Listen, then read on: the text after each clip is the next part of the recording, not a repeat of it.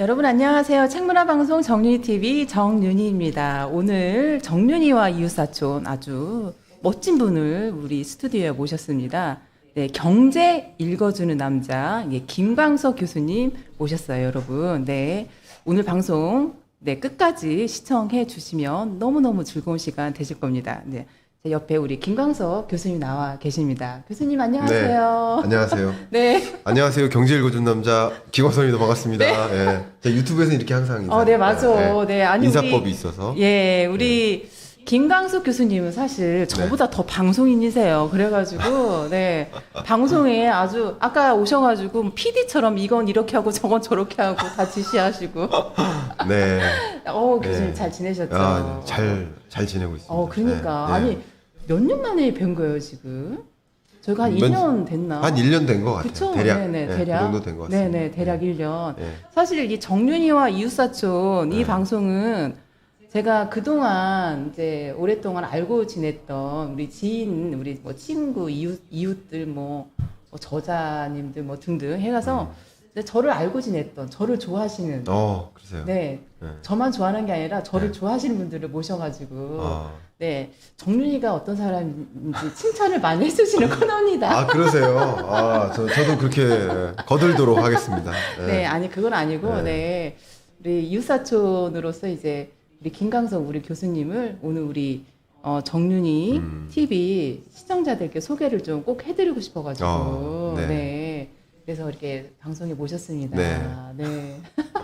지금 영상 속에 제 네. 프로필이 나가는 것 같은데. 아 그래요? 네. 갑자기 저거 보니까 생각나는 게 처음 뵀을 때가 네. 저기 현대경제연구원 선임연구원 때. 맞아.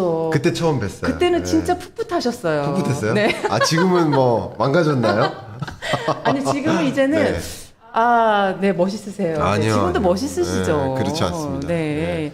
네. 그때 처음 뵀었죠. 그때 네, 맞아. 그때가 2013년인가? 네, 그쯤에 네. 제가 뭐 이 네. 문체부 관련해서는 네. 지역 서점 육성 요런 요런 거 관련해서 네. 정책 뭐 자문을 많이 하고 참여를 좀 했었고 맞아. 그리고 네. 그 당시에 또 했던 것 중에 하나가 도서 가격 정가제.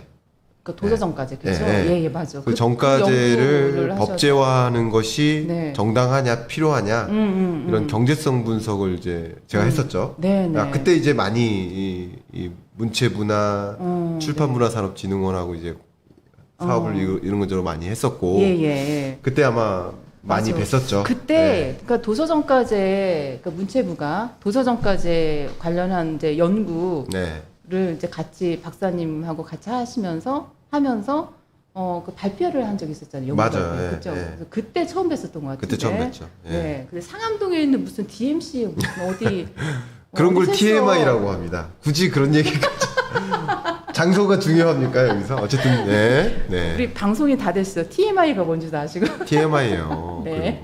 예. 네. 어쨌든 그러니까. 그런 어떤 자리에서 제가 강연하고 있었는데 네, 그때 네. 이제 뵀었죠. 그렇죠. 네. 그래서 출판 저널하고 네. 이제 이것저것 많이 했었죠. 제가 음. 기고도 좀 하고. 그렇죠. 저희 출판 저널에 그래서 경제 관련해서 네, 경제 칼럼도 칼럼도 쓰시고. 드리고. 맞아요. 그랬었죠. 그리고 뭐 워낙 지금은 거의 뭐 연예인처럼 활동을 하고 계셔가지고 네. 사실 제가 저는 사실 우리 김광석 교수님을 그냥 박사님이라고 부르거든요. 네. 왜냐하면 그 박사님의 이름이 입에 딱 붙어가지고 그때부터. 예. 근데 이제 잠깐 우리 김광석 교수님을 좀 소개를 해드리자면 우리 시청자들이 보통 어떤 남자인가, 네네. 어떤 사람인가 궁금해하실 테니까 제가 아주 멋지게 소개를 먼저 해드리겠습니다. 네. 자, 한국경제산업연구원 경제연구실장을 네. 지금 맡고 계시고요. 고려대학교 고령사회연구센터 본부장으로 재직을 하고 계시는 거죠. 네. 네. 그러면서 실물 경제 분석과 경제 정책 자문을 하고 계십니다.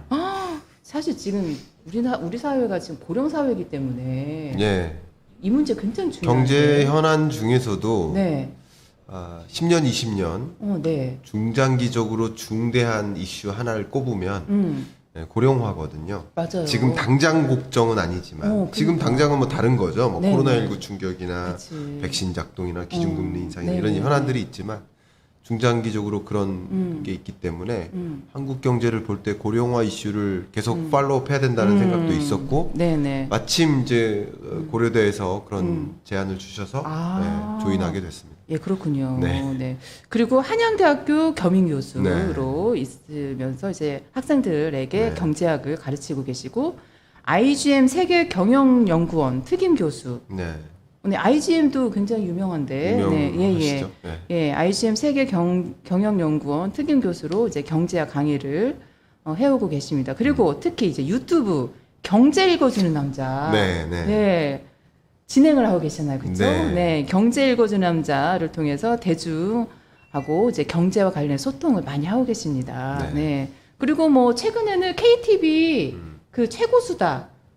에도 나오셨었잖아요. 그죠? 예. 네. 방송 출연도 많이 하고 계시고요. 네. 네. 그 서울대 대학원 재학 시절에 서울대학교 경영연구소에서 연구원으로 활동하시면서 이 산업과 기업 경영을 연구를 하셨고, 그 제 커리어의 시작이라고 볼 수 아, 있죠. 그 본격적인 커리어의 어떤 시작. 예, 연구자로서 네. 데뷔했다고 볼 수 아, 있죠. 그렇군요. 그때. 예. 네. 학교 다니면서 술 많이 드셨을 것 같은데 술은 안 드셨나 보네. 아, 뭐 네. 술 자리를 뭐 빼지는 네. 않았습니다. 아, 예, 그런가요? 지금도 술 자리를 빼지는 예, 않습니다. 아니 사실 우리 김광석 교수님하고 제가 2014년부터 이렇게 네, 알고 지내면서 한 번도 술 한 잔 마셔본 적이 없네. 그러네요. 예. 그러고 보니까 예, 점심은 여러 번 진짜 했었는데. 네, 예. 점심 때 이제 식사는 몇 번 했는데 네, 술 한 잔 한 적이 없네. 아, 그러시네. 네. 예. 네, 진정한 이웃사촌이 아닌 것 같은데 그러면. 예. 네. 제가 술 제안을 만약에 뭐 저녁 약속이나 이런 제안을 받았는데 거절하진 않았을 것 같고요. 아, 네. 그 주량은 어떻게 되세요? 주량이요? 네. 아, 소주 네. 한 병? 기준으로 한 병 반? 한 병 반? 네, 그 정도는. 세다. 뭐 센 것도 아니고 그냥 오. 평범합니다. 저는 한 잔. 아, 그러세요? 소주 한 잔. 네. 그래서 자리가 없었던 곳으로. 네네, 네. 그런 것 같군요. 네. 그리고, 여기 스튜디오가 네. 조명이랑 이런 게 너무 좋네요. 그쵸. 여기가 예. 스튜디오가 아주 멋있어요. 제가 저를 이제 KBS, 스스로 SBS, MBC 방송국 못지않은 스튜디오입니다, 여기가. 네네 네. 그 이상인 것 같습니다. 제가 네, 보기에는 맞아요. 네. 예. 어제 SBS 다녀왔고 아, 네. 어제 그저께 KBS 다녀왔고 네. 뭐 다 뭐 KTV니 뭐 어. 정말 저는 네. 다 가봤는데 여기 못지 않습니다. 그렇죠. 예, 네. 예. 정리TV에 자주 나오세요. 네, 그렇게 하겠습니다. 네. 제가 지금 하나 고민하고 있는 게 또 경제 썰전 같은 컨셉을 하나 하고 싶은데 제가 여기 약한 지금 게 경제인데. 여기 분위기가 딱 그런 느낌인 것 그쵸? 같아요. 네, 경제설전 하기가. 좋다. 예, 네, 예. 네. 그리고 현대경제연구원에서 선임연구원을 하셨고 삼정 KPMG 경제연구원에서 수석연구원을 역임을 하시면서 경제 네. 전망, 뭐 주요 경제 이슈를 분석을 해오셨습니다. 그리고 이제 주요 방송에서 경제 현안을 진단을 해오고 계시고요. 네. 네. 국내외 다양한 포럼에서 경제와 산업을 아우르는 강연을 아주 활발하게 하고 계십니다. 그래서 아주 그 강사료가 센 강사. 그렇지 않습니다. 네. 강사님이시고, 네. 예. 네, 지금도 뭐 부처에서 뭐 다양한 자문위원들도 네. 하고 계시고, 그쵸? 맞습니다. 예, 자문위원도 그런 이야기들도 계시고. 이따가 예, 예. 시간 나면 해드리도록 그래요. 하겠습니다. 네네. 지금 우리 예. 한국 경제가 안고 있는 현안들이 있는데 그쵸. 예. 그럼 어떻게 대응해야 될까요? 예를 들어 산업 정책이라든가 네, 경제 네, 정책 네. 뭐 이런 것들 저도 많이 얘기하고 좋아요. 있으니까 네네. 어. 그리고 이제 그동안 쓰신 책도 여러 권 있는데, 네. 포스트 코로나 2021년 경제 전망, 네네. 그리고 미래 시나리오 2021, 네. 경제 읽어주는 남자, 예, 등등이 있습니다. 네. 여기 이제 오늘 책을 한 권 우리 시청자들께 보여드리려고 네. 네, 책을 한 권 세워놨거든요. 예. 이 책도 이따가 네, 설명을 좀 해주시면 좋을 것 같네요. 네. 그쵸? 그 네. 말씀 나왔으니까 그냥 네. 설명을 드리면 네. 그 전까지만 해도 경제연구원에서 네. 경제전망이라는 것을 보고서로만 쓰다가 야 네. 이런 내용은 정말 네. 대중들이 널리 알고 있어야 될 그런 작은 지식인데 네, 네. 물론 그러기에는 너무 딱딱하게 쓰여져 있으니까 대중서로서 이거는 나갈 의미가 있겠다 생각에 경제전망서를 이제 발간하기 시작한 거죠. 그치, 맞아요. 그래서 네. 매년 연말에 네. 한 10월, 11월쯤에는 네. 제 매년 그 다음에 경제전망서를 보실 수 있는데 그게 제 하나의 브랜드가 된 거고요. 네. 경제전망. 그리고 연중에는 저뿐만 아니라 저는 이제 경제지만 여기에 이제 경제 말고 기술, 산업, 정책 이 각 분야 전문가들하고 네. 매년 연중에 또 내년을 좀 바라보는 이거는 네. 경제만 바라보는 게 아니라 네네. 이제 경제는 어떤지 산업은 어떤지 네. 그리고 우리끼리 엄청나게 토론을 해요. 아, 그래요? 예, 오, 스스로 재밌겠다. 발제하고 토론하고 네네. 그런 내용을 담는 게 연중에 이 미래 시나리오 시리즈가 나오는 거죠. 아. 예, 그래서 미래 시나리오는 네. 연중에 한 5, 6월에 매년 나오고 오, 네. 그리고 예, 연말에 연말에는 제 이제 단독 경제전망서를 서서로? 쓰는 거죠. 그게 제 네. 예, 주된 일 중에 하나입니다. 아, 네. 아우, 멋지세요. 그리고 우리 김강석 교수님은 저보다 동생이다. 그건 모르죠. 몇 살 동생이지? 그건 모르죠. 예, 몇 살 동생인지 모르죠. 예. 아, 당연히 지금, 나이가 더 있어 보이는데 아유, 아니에요. 누가 봐도 네, 누가 그쵸? 봐도 우리 그죠? 김강석 교수님의 나이가 네. 저보다 한 서너 살 많아 보입니다. 아니요. 제가 삼촌 같아 영상 속에 보면 제가 삼촌 같아 보이는데. 예. 근데 저보다 한참 동생이에요. 아 그런가요? 아, 한참 동생이에요. 저보다 4살 이하, 4살 아래예요. 아, 훨씬 그래요? 더. 80년생 아니에요? 예 어떻게 하셨어요? 그쵸? 네. 제가 그 프로필에도 네. 나이를 제가 제시를 잘 안 해요. 나이 가지고 오해를 하시니까. 왜? 왜냐면 네. 특히 이 예를 들어 청와대 자문위원회 갔을 때 제가 깜짝 놀랐던 게 네. 그때 제가 더 어렸었을 건데 그치. 그때 네. 자문회의 갔는데 응. 한 15분이 앉아 계신데 네. 다 머리가 하얗세요. 다 5060 세대들. 네, 당시에 네. 저만 30대가 딱 앉은 거예요. 아, 네네. 네? 그러니까 근데 거기서 제가 해야 될 말들이 많았거든요. 네네. 그때 뭐 자영업 지원인과 뭐 이런 정책, 중소기업 정책 뭐 이런 건데 네. 이 20분 정도 되시는 분들이 네. 높으신 분들이 음. 다 제 보고서를 들고 앉으셨어요. 진짜? 그럼 제가 뭐 얘기해야 되고 뭐 이렇게 해야 네. 되는데 네. 그때부터 좀 그런 것들이 민망하더라고요. 아, 진짜. 그러니까 우리 다- 한국 사회는 여전히 맞아. 근데 나이가 뭐 중요하잖아. 지금 네. 국민의힘 그 당대표가 이준석 씨가 됐어요. 그러니까 네. 그런 것들이 이제 네. 돌풍이 불면서 예, 예. 나이에 대한 어떤 벽, 그러니까 그치. 뭐를 선정할 때 네. 나이가 기준이 되면 안 된다는 거예요. 이제는 맞아요. 그러니까 그쵸. 뭐 성별이 기준이 되면 안 되듯이 나이가 기준이 안 되고 다른 걸로 기준을 삼아야 된다는 네, 거죠. 맞습니다. 그런 돌풍이 이제 일고 있는 거는 같은데 네. 뭐 아직까지는 우리 한국 사회가 네. 나이를 좀 중요하게 생각하는데 네. 제가 예를 들어서 강의를 한다, 강연을 한다. 그러면 많은 뭐 CEO들이나 대표님들 앞에서 해야 되는데 네. 나이를 먼저 까고 가면 제가 또 먼저 죄송한 거죠. 이해 가시죠? 그럴 때 그냥 더 당당하게 하세요. 근데 우리 사회가 지금 그런 게 있어요. 왜냐면 저도 그 김광석 교수님 말씀에 좀 네. 공감하는 게 사실 저도 어떻게 보면은 적은 나이가 아니거든요. 적은 제가? 나이시죠? 적은 네. 나이가 아닌데 근데도 굉장히 어리게 보는 거예요. 일단 네. 그게 왜 그런지 모르겠어요. 그러니까 우리 사회는 한 50대 중반 이상 되어야지 좀 그 사람의 경력도 인정해줘. 약간 그런 게 있더라고. 네. 그거 오해죠. 그쵸? 네, 그렇지. 네, 그래서 우리 사회가 네. 그러니까 오해죠. 남녀 뭐 나이 이런 거는 이제는 그런 네. 걸로 어떤 기준을 삼지 말아야 되겠다. 뭐 그냥 저 갑자기 뭐 네. 산으로 가는 분위기는 있지만 말씀을 드리면 예. 그러니까 55세 이후 이상 네, 네, 그 소위 이제 시니어 레벨 이분들의 역할이 있죠. 그쵸. 예, 그분들의 경험과 노하우가 네, 네. 있고요. 네. 그리고 그 밑으로 있는 또 신지식인들의 역할이 또 있는 거예요. 맞아요. 네, 네. 근데 굳이 말씀드리면 그 과거 70년대, 80년대의 경제 이론 네. 그리고 경제 정책의 방향 네. 그런 제언들과 지금 2020년대의 정책 제안이 정확히 맞아떨어질 수는 없어요. 그쵸, 맞습니다. 그럼 지금은 전혀 달라진 경제잖아요.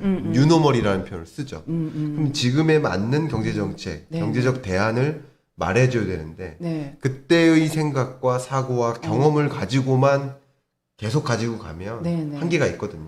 그렇기 때문에 저는 그 55세 이상의 시니어 레벨들의 생각과 경험이 무시되어야 된다는 뜻이 아니고 조화를 이루어야 된다. 예, 맞아요. 그래서 계속 네. 융합적인 사고를 갖고 네, 네. 서로 논의하면서 신구가 함께 조화를 이루면서 가져가야 되지 않나. 네, 네. 저도 먼 훗날 뭐 10년, 20년 지나면 이제 시니어가 될 텐데, 그렇죠? 네네. 그렇게 되면 또 역시 지금 2000년대의 어떤 경제 이론과 네, 그때 네. 이 경제 판단을 계속 그 경험을 또 후배들한테 그쵸, 맞아요. 제공하고 교류해야 되지 않겠습니까? 예, 그래야 된다고 생각합니다. 네네, 맞아요. 그래서 사실 우리 김광석 교수님을 제가 좋아하는 이유가 이렇게 아주 젊은 감각도 있어서 좋아하지만 제가 좋아하는 가수가 김광석 가수예요. 네. 사실 저도 좋아합니다. 그래요? 네. 제가 고등학교 때 이거 이야기가 약간 좀 다른 데로 가지만 원래 이웃사촌 프로그램이 원래 이런 방송입니다. 그래요? 네. 네. 네. 제가 고등학교 1학년 때 제 친구랑 옛날에는 자율학습 시간이 있었어요. 네, 네, 정규 수업 시간 끝나고 나서 네. 이제 도시락 저녁 먹고 이제 저녁에도 공부하는 거예요. 밤에도. 근데 제 친구랑 둘이서 이제 야간 자율학습을 안 하고 몰래 빠져나와가지고 대학로로 갔죠. 대학로 가가지고 제 친구가 엄마가 갖고 있는 엄마 그 가방에 핸드백에 3만 원이 있는 거를 발견한 거예요. 네. 그래서 저한테 야 내가 3만 원이 있다 지금 우리 엄마 가방 속에서 보니까 3만 원이 있더라. 이거 가지고 우리 대학로 가가지고 김광석 저기 지금 라이브 하고 있는데 오늘 가서 보자고 하는 거여서 좋아 따라갔죠. 예. 가서 제가 그 고등학교 1학년 때 대학로에 처음 가봤고요. 거기에 그 소극장이란 학전 소극장이었어요. 학전 소극장에도 처음 가봤고 그리고 가수가 라이브로 하는 것을 보는 것도 김광석 가수가 처음이었어요. 처음이에요. 네. 와, 그래서 저는 김광석 가수 하면 저는 그때 기억이 너무너무 생생하게 떠오르는 거예요. 그러셨구나. 예. 근데 이제 안타깝게 김광석 씨가 안타깝게 됐잖아요. 너무 네. 마음이 아팠었는데 그러셨구나. 저는 그래서 우리 김광석 교수님 생각할 때마다 가수 김광석이 생각나. 아마 대표님 말고도 네. 다른 분들도 네. 그렇게 떠오르실 것 같아요. 그치, 맞아요. 이름이. 네. 근데 지금도 네. 네이버에 김광석 검색하시면 계속 저보다 위에 계세요. 맞아. 예, 예. 그리고 뭐 제가 그 다음번이나 뭐 이런데요. 네네. 사실 우리 김광석 교수님 더 유명하신데. 아니요. 이제는. 네. 그렇지는 않죠. 네. 근데 김광석 네. 가수는 네. 네. 정말 대단한 분이시죠. 맞아. 네. 또 지금도 여전히 일종의 활동을 하고 계셔요. 어떤 식이냐면 네. 후배 가수들이 김광석의 무슨 노래를 부른다. 맞아. 뭐 이러면서 계속 기사화가 그쵸. 되고 네. 지금은 또 인공지능이 김광석 노래를 또 하고 네, 이러면서 네. 계속 기사화가 되니까 예. 그 1위 자리를 놓치지 않는 정윤이도 마찬가지예요. 그러세요? 네. 네. 왜냐면 제 이름 정윤이를 치잖아요. 그 유튜브에도 정윤이 TV를 해서 구독해 주세요라고 제가 요청하거든요. 네. 사람들이 정윤이를 치긴 쳐요. 네. 근데 TV까지 안 가면 정윤이 하면은 다 영화배우 정윤이가 먼저 와르르 쏟아지거든요. 그러면 그렇습니까? 정윤이를 먼저 다 보시나 봐. 그래서 정윤이 TV 구독하시는 거 까먹으시는 것 같아. 이 영화 배우는 제가 누군지 몰라요. 네. 네. 모르는 저는 몰라요. 네, 네, 네. 그래서 네. 어쨌든 그쵸. 저는 사실 저도 잘 모르는데 정윤이 하면 우리 대표님밖에 저는 네, 저만 기억해 주세요. 네, 네. 네. 기억하고 있습니다. 네. 네. 예, 자, 오늘 이렇게 우리 김광석 교수님 모시고 이제 이웃사촌 방송에서 이제 이런저런 얘기 하고 있는데 사실 가장 중요한 게 우리 김광석 교수님의 전공 분야가 또 이제 경제학이고 네. 지금도 활동하고 있는 분야가 이렇게 경제 관련해서 대중들하고 소통하고 있는 분야여서 네. 네, 우리 김광석 교수님의 이 진가를 오늘 보여드리는 걸로 조금만 1% 네. 만 보여드리고 나머지는 네. 네, 또 방송을 잡아서 하는 걸로. 네. 그렇게 하시죠. 네. 네, 아니 지금 유튜브 채널 그 경제 읽어주는 남자 네. 이 방송도 지금 계속 하고 계시죠? 네, 그것도 한 2년 넘은 것 같아요. 그래 벌써? 예, 예. 오래됐죠. 이제 네, 매주 하나의 경제 현안을 네. 가지고 여러분께 이제 강의하듯이 네네. 설명해드리는 한 15분짜리, 20분짜리 맞아. 짧게 아주 경제와 관련해서 어떤 현안. 예, 뭐 현안. 여러분들이 궁금해하시는 것 중에 네, 기준금리 인상하나요? 뭐 이런 질문. 네네. 네, 인플레이션 때문에 뭐 난리라고 하는데 인플레이션이 뭔가요? 그런 현안에 대해서 한번 네. 객관적으로 볼 수 있는 뭐 그런 주제를 하나씩 잡아서 그 주에 가장 현안이 되는 걸 네네. 네, 그렇게 해드리고 있죠. 예. 그 사실 작년부터 코로나 때문에 네. 사실 뭐 세계 경제뿐만 아니라 우리 한국 경제에도 영향을 미치고 있는데 특히 이제 우리나라 같은 경우는 작년에 이제 그 비대면이라든지 이제 영업 제한을 이렇게 하면서 사실 소상공인 자영업 하시는 분들이 굉장히 지금도 어려워하고 계시거든요. 네. 그래서 사실 정부에서는 그 소상공인 자영업자들에게 그 보상, 손실 보상을 해줘야 되지 않느냐라는 차원에서 이제 논의가 계속 국회에서도 하고 있고, 그런데 이제 그 기획재정부에서는 예산이 없다라는 걸로 해서 소급 적용은 안 된다. 네, 좀 그런 이야기들이 있어서 아직 이게 손실 보상을 어떻게 해야 될지 많이들 궁금해하세요. 네. 예, 좀 우리 교수님은 어떻게 보세요? 이 점에 대해서? 네. 그러니까 기본소득의 컨셉이잖아요. 예, 예. 결국은. 네. 근데 저도 긴급 재난지원금 전 국민에게 다 가게 해야 된다. 라는 첫 번째 제안이 접니다, 사실. 어머, 진짜요? 작년에. 그 언론 어머. 검색해 보시면 나오는데, 어머. 제가 네. 언론사와의 인터뷰를 통해서 예, 예. 그래야만 한다. 아, 그러셨구나. 왜냐면 네. 시급하기 때문이다. 그치, 그러니까 작년 맞아. 요맘때를 생각해 보시면 예, 예, 맞아요. 시급하기 때문에 어떤 계층에게 얼마씩 줘야 되는지를 논의할 그럴 여유가 없다. 맞아. 그래서 네. 일단은 이 코로나19의 충격은 모두에게 온 거니까, 네네. 그리고 그 대상을 한정하려면 굉장히 많은 시간과 행정적 비용이 맞아요. 또 들어요. 그쵸. 예, 예. 그래서 네. 시급하기 때문에 지금은 가장 중요한 게 그러니까 다 해야 된다라고 했었던 거고요. 네네. 그리고 그 이후에 또 여러 차례 지원금이나 추경이 편성될 때 네네. 이때는 지금은 좀 기조가 다릅니다. 아, 예. 왜냐하면 네. 코로나19의 경제 충격이 예. 모두에게 온 게 아니에요. 그치, 맞아. 뭐 제가 뭐제 얘기를 해서 죄송하지만 저는 저를 제일 잘하니까 저는 2020년 소득이 2021년, 2019년 소득보다 많아요. 아, 정말. 훨씬 많아요. 그러니까 저는 경제 충격의 대상이 아닌 거죠. 그치, 맞아요. 쉽게 말해서 네네. 여러분이 안정적인 소위 말하는 대기업이나 공무원이나 공공기관에 네. 종사하시는 근로자 여러분들이라 한다면 예, 예. 코로나19의 경제적 충격을 받은 계층은 아니시죠. 월급 준 적 없으시잖아요. 그렇지, 맞아요. 그렇죠? 네, 그쵸. 근데 코로나19의 경제 충격이 집중된 영역들이 따로 있는 거예요. 그 산업이나 계층들이 따로 있는 거예요. 예, 예, 맞아요. 더더군다나 네.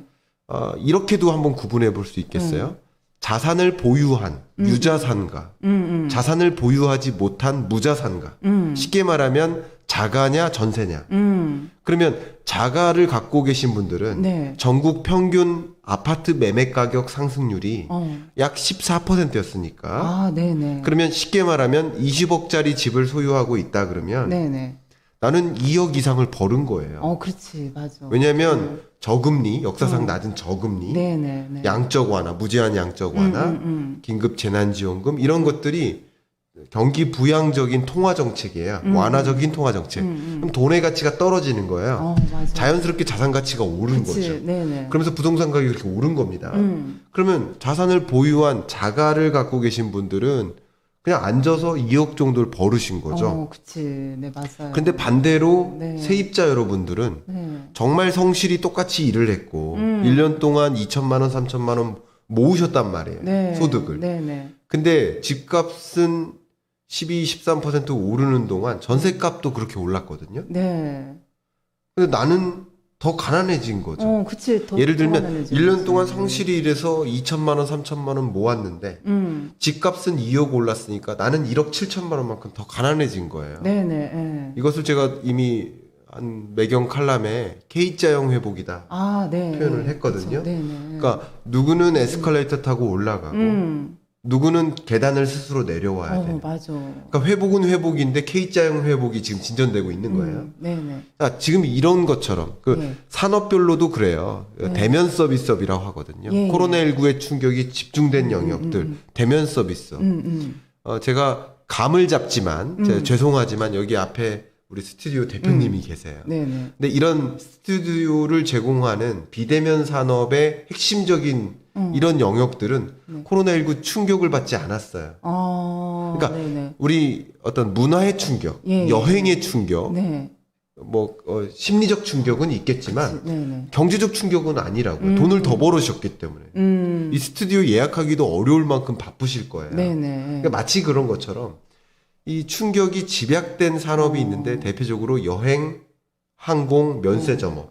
네네. 그 밖에 우리 자영업자 여러분들이 종사하시는 대면 서비스. 그치, 네네. 이런 곳에 충격이 집중됐었기 때문에 예. 그러면 제가 코로나19 충격 이후에 여러 충격을 저도 받았지만 여행 못 가니까 그렇잖아요. 그쵸. 그러나 경제적 충격을 받은 건 아니잖아요. 네. 근데 왜 재난지원금을 받냐 이거예요. 그러니까 지금부터는 네. 제가 그래서 이름을 targeted policy. 그러니까 다시 말하면 표적이 명확한 정책이 필요하다. 맞아요, 진짜. 지금부터는. 네, 그렇습니다. 그게 당위적인 이유는 그렇습니다. 뭐냐면 지금부터는 재정 건전성을 챙겨야 돼요. 재정이 지금 부실해졌어요. 네네. 그러니까 적자를 가지고 재정을 편성해서 경기를 네. 부양시키려다 보니까 네네. 지금은 거의 막바지에 이른 거예요. 그렇기 때문에 지금부터는 재정 건전성을 생각하면서 네. 경제 정책을 펼쳐야 되기 때문에 그렇기 때문에 정말 이 재난지원금을 준다 하더라도 계층을 정확하게 그쵸. 선정하고 예. 지금은 시급한 문제가 아니니까 네네. 예. 물론 그런 계층에게는 시급하죠. 어쨌든 그런 계층을 선별해서 그리고 이게 다 주면 개인에게 돌아가는 금액은 축소되잖아요. 네. 쉽게 말해서 50만 원씩 모든 국민에게 줄 거냐? 네. 아니면 정말 그 코로나19 경제 충격이 집중된 그런 산업에게 200만 원씩 줄 거냐? 네. 이건데 네. 그럴 바에는 그 충격이 집중된 영역에게 가야 된다. 제가 그치. 누구에겐 득이 되고 나 그러면 나 재난지원금 못 받는 겁니까? 우리가 누군 살고 누군 못 받고 이런 얘기가 아니라 우리 한국 경제를 생각해서 철저하게 예. 우리 이권 다툼이 아닙니다 지금. 맞아요. 정말 예, 한국 경제를 생각해봤을 때는 모두에게 주기보다는 네네. 예, 그런 특정 계층에게 기회를 줘야 된다. 네네. 왜냐하면 예. 지금 데스밸리를 통과하고 있는 중이에요. 예, 그래서 그렇다. 네네. 재난지원금에 관한 저의 생각은 그렇습니다. 네네. 그리고 이제 재난지원금은 맞습니다. 근데 우리 교수님이 작년에 처음으로 그 재난지원금을 그러니까 네. 막 그런 논의 있었잖아. 선별 지급할 네. 거냐, 아니면 모두에게 다 지급할 거냐, 보편 지급할 거냐 이런 네. 얘기가 있었는데 사실 저는 그 당시에는 사실은 이제 보편 지급이 어떻게 보면 이제 맞는 거였고 네. 이제 지금 상황에서는 지금은 선별. 그쵸. 네, 선별 지급으로 그 정말 필요한 사람들에게 그리고 손실이 예. 많이 난 예. 뭐 소상공인이나 자영업 이쪽에 계신 분들에게 보상을 해야 될 필요성이 제가 있는 약간 거죠. 예. 약간 아카데믹하게 네네. 설명을 조금만 더 해주세요. 해본다면 네.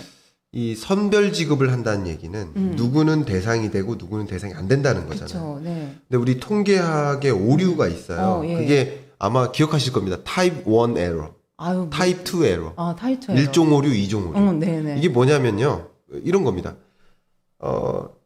지급의 대상이 되어야 하는데 대상으로 포함이 안 된 사람들이 있다. 네네. 예. 그리고 대상이 안 되어야 하는데 대상이 되는 사람. 이게 오류잖아요. 그치, 오류죠. 예를 들어서 이제 우리 법 집행도 마찬가지예요. 네네. 이 사람은 범죄자가 되어야 되는데 범죄자가 안 될 가능성이 있고 네. 범죄자가 안 되어야 하는데 범죄자가 될 가능성이 있어요. 그러니까 두 가지 오류가 있어요. 네. 범죄자가 되어야 되는데 범죄자가 되면 오류가 아니죠. 그치. 범죄자가 아니어야 되는데 아니면 오류가 아니에요. 네네. 근데 범죄자가 아닌 사람을, 무고한 사람을 범죄자로 만들면 그건 오류예요. 그쵸. 네. 그래서 그런 게 뭐 무죄 추정의 원칙 뭐 그렇잖아요. 예. 그런 오류들이 있는 것처럼 기본소득을 집행하는데 대상이 안 되어야 되는데 대상이 되는 사람. 예를 들어서 소득이 지금 0이에요. 근데 엄청난 고자산가예요. 예. 100억 이상의 고자산가예요. 네네. 그러면 대상이 되어야겠습니까? 안 되겠습니까? 안 되어야 되잖아요. 그쵸. 안 돼야 되죠. 상식적으로. 예. 근데 이런 것을 편성할 때 소득 기준으로 예를 들어서 작년 소득과 올해 소득을 비교해서 작년보다 올해 소득이 줄었어요. 네네. 그럼 그런 식으로 통계를 소팅하면 이 사람은 대상이 돼요. 어. 왜냐면 작년에도 0, 올해도 0. 그렇죠. 소득이 0이니까. 네네. 근데 자산가니까 소득이 0인 것 뿐이에요. 네네. 그럼 이런 계층들은 대상이 안 되어야 되는데 대상이 되는 오류가 발생해요. 예. 또 대상이어야 되는데 대상이 안 되는 계층. 네. 뭐 그런 계층도 있을 수 있습니다. 예를 들면 성형외과 원장님이신데 소득이 작년에는 뭐 예를 들어서 100만 원이었는데 올해는 90만 원으로 줄었어요. 네. 그러나 이분은 100만 원, 90만 원이 아니라 제 비율을 이렇게 해서 그렇지 예. 뭐 10억을 벌다가 예. 매월 네. 근데 올해는 매월 9억을 버는 거예요. 그럼 대상이 안 되잖아요. 그렇죠. 이런 식으로 네네. 이 오류가 발생할 수 있어요. 아. 선별을 하다 보면. 맞아요. 근데 긴급하게 긴급 재난지원금이잖아요. 이름이. 근데 긴급하게 집행이 돼야 되는데 이런 오류를 줄이기 위해서 노력하다 보면 행정적인, 시간적인 비용이 또 발생해요. 네네. 그러니까 그러기에는 늦다. 빨리 해야 된다. 그렇죠. 네네. 그래서 작년에는 보편적으로 다 주자. 그게 맞다. 근데 네. 지금부터는 조금 더 노하우가 쌓였고, 그렇죠. 예, 네. 그리고 어떻게 이런 오류를 최소화하면서 집행할 수 있는지를 알았기 때문에 네네. 지금은 선별이다 이렇게 예. 제가 생각을 바꾼 것이 아니라 그때그때 달라져야 된다는 거죠. 그렇죠. 그럼 환경에 따라서 그렇죠. 네, 네, 좀 그렇습니다. 정책이 좀 바뀔 필요성이 있을 것 같고, 네. 네. 이제 그렇다면 사실 이제 정치권에서 이제 뭐 내년 이제 대선이다 보니까 뭐 이제 뭐 기본소득제를 들고 나오는 이제 대권 후보들도 있고 막 이러잖아요. 네. 후보도 있고 뭐 거기에 네. 대해서 뭐 기본소득제가 아니다 뭐 반대하는 사람들도 있고 네. 그렇게 하는데 그래서 기본소득제는 그럼 우리가 어떻게 보세요? 기본소득제에 대해서. 왜냐하면 기본소득제가 지금 이제 코로나 때문에 사실 재난지원금이었는데 근데 기본소득제 같은 경우는 우리 산업이 이제 IT가 이제 급격하게 도입이 되고 하면서 뭐 키오스크 이런 거 이제 도입이 되면서 식당에 가도 돈을 받는 사람이 없고 네. 직원이 없고 그냥 네. 기계에서 그냥 고객들이 다 결제하고 그래요. 그렇죠. 이제 그렇다 보니까 이제 식당에서 일하는 사람들이 이제 일자리를 잃게 되는 그런 경우들이 있죠. 이제 네. 어떤 몇 가지 사례를 들자면 그렇게 되면 기본소득제가 필요한 게 아니냐. 예. 이렇게 말씀하시는 분들도 있으세요. 예. 기본소득에 네. 대한 생각이 자 네. 이제 주제가 이제 기본소득이다 보니까 예. 이 기본소득에 대한 생각을 밝히는 게 가끔은 네. 정치적인 판단을 하시는 분들이 계세요. 맞아. 예, 근데 그러니까. 저는 정말 정치색 없이 예. 저의 의견을 말씀드릴게요. 네네. 그럼 기본소득 모든 국민이 소득을 받는다. 뭐 그거 나쁜 일이겠습니까? 좋은 일이죠. 좋은 일이죠. 근데 네. 그 소득을 어디서 가져올 거냐? 네네. 어디서 가져올 거냐는 생각을 해야죠. 그쵸. 예. 어디서 가져올 거냐가 문제인데 그러면 전 국민한테 걷는 거잖아요. 쉽게 말하면 전 국민한테 세금으로 걷어서 네. 기본적으로 소득을 주는 건데 우리의 이 세금 구조가 세수 체계 자체가 네. 많이 버는 사람한테 많이 걷는 거잖아요. 예. 고자산가한테 걷고 그렇죠. 네. 부동산 매매하는 사람한테 걷고 소득이 많은 사람, 소비 많이 하는 사람, 부가가치세. 네. 그러니까 돈 많이 벌고 경제활동 여력이 있는 사람한테 더 많은 돈을 회비를 더 많이 걷어서 그 회원들한테 똑같이 나눠주는 구조잖아요. 네네. 그러니까 이건 소득 재분배 정책이에요. 예. 네. 좋다 이거죠. 다만 기본소득제의 좀 문제가 뭐냐면 네. 기본적으로 소득이 있다 보니까 네. 일할 의사를 실추시킵니다. 그러니까 사회가 계속 거꾸로 갈 수가 있어요. 네네. 그런 우려가 있다는 것을 한 가지 말씀드릴게요. 네. 그러니까 고용 안전망을 그러니까 기본소득제도 어떻게 보면 고용 안전망이 돼요. 고용에서 이탈하는 계층도 실업자가 된 사람도 실업자인 게 편한 거예요. 왜냐하면 실업수당이 나오니까 네네. 실업수당이 200만 원 정도씩 나온다 그러면 예. 일 열심히 해도 250만 원, 네. 일 안 해도 200만 원 벌면 일 안 하면서 200만 원 벌겠다는 거죠. 그런 계층들이 실제 많아요. 근데 이 고용 안전망 제도가 무서운 게 뭐냐면 네. 일할 의사를 실추시켜요. 그쵸. 어떤 동기부여. 그럼요. 그쵸. 네네. 그러면 이게 사회가 계속 거꾸로만 흐를 수 있지 않을까 하는 걱정인 거예요. 우리나라가 네, 네. 잠재 성장률의 둔화 속도가 가장 빨라요. 예, 예. OECD 회원 중에서. 네. 근데 이게 좋은 건 다 좋은 거죠. 기본소득 다 좋은 거죠. 근데 정말 이게 정말 좋은 걸까? 네, 네. 우리 나라를 생각해 봤을 때. 네. 저는 그런 생각을 많이 해요. 아, 네. 근데 한번 또 생각을 해보죠. 과거에 우리 베이비붐 세대, 우리 사회의 주력 계층들, 네, 네. 우리 시니어 레벨들, 이분들은 사고가 일을 안 하면 안 된다고 생각을 하시는 분이에요. 그치. 맞아요. 쉬지 않아요. 네네. 네. 근데 밀레니얼 세대들, Z세대들은 네. 이 일을 우선하지 않아요. 맞아. 그쵸. 라이프 네. 스타일 자체가 예. 즐기는 게 우선이고 네, 네. 즐기는데 필요한 만큼의 돈을 마련하는 그걸 네. 이제 일본에서 유행한 게 프리터족이라고 하죠. 그러니까 아르바이트 하면서 네, 네. 삶을 즐기는데 더 초점을 두고 필요한 자금만 돈을 버는 거예요. 네. 내가 열심히 이렇게 일할 필요가 없다고 생각하는 거예요. 근데 그런 사고가 옳다 그르다를 말씀드린 건 아닙니다. 이걸 그르다고 하면 그 그치. 순간 그 사람을 꼰대 취급을 받는 거예요. 그쵸. 근데 우리 사회가 다 그렇게 간다면 그러면 우리 한국 경제의 역동성은 더 그쵸. 그러면 잠재 성장률은 더 추락되고 가뜩이나 저출산 고령화 때문에 네네. 노동 인구가 줄고 줄어들고 있고, 그쵸. 네. 이런 사회가 바람직하냐라고 봤을 때 저는 바람직하다고 생각하지 않아요. 그런데 이 세대의 구분상 네. 베이비붐 세대의 경우에는 네. 이들의 사고가 그랬기 때문에 고용안전망 제도를 만들어서 실업자에게 기회를 주는 네네. 이거 좋은 제도인 거죠. 예. 그런데 고용안전망 제도가 너무 확고하게 있으면 네네. 일 안 해도 먹고 살 수 있으니 즐길 수 있으니 더 그렇게 간다는 거죠. 일할 의사를 실추시킬 가능성이 있다는 거죠. 그런 것들이 저는 우려된다는 거예요. 네네. 뭐 그런 대안이 있다면 기본소득제도 좋겠습니다. 그쵸. 다만 이게 근로소득 장려세제라고 해서 일하는 사람에게 더 많은 인센티브를 주는 제도가 있어요. 네네. 예를 들면 그런 거죠. 중소기업에 취업할 경우 이거 돈도 얼마 안 되는데 여기 취업해야 되겠습니까? 네. 근데 일하는 그 취업자에게 예. 그 고용 장려금을 줘요. 지금 근로자격증 주고 있잖아요. 그렇죠. 그쵸? 그러니까 예. 그럼 중소기업에 네. 취업할 때 월급이 200만 원인데 취업했으니까 100만 원 더 붙여주는 거예요. 그쵸. 네. 그러면 근로를 더 촉진하잖아요. 그치. 네. 그러니까 이런 제도가 필요하지. 일할 의사를 일 안 했을 때 더 유리해. 이런 제도를 만드는 게 좋은 게 아니라는 거예요. 네. 그런 관점에서 기본소득에 좀 함정이 있다. 저는 그런 생각을 하고요.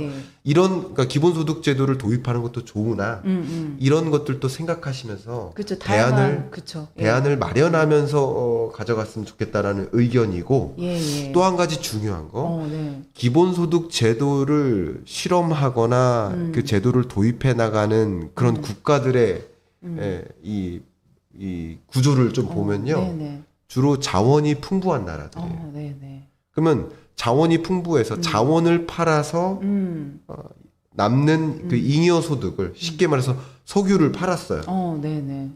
그럼 석유는 누구 것이에요? 모든 국민 것이잖아요. 네네. 미래 국민 게 아니라 현재 국민 거잖아요.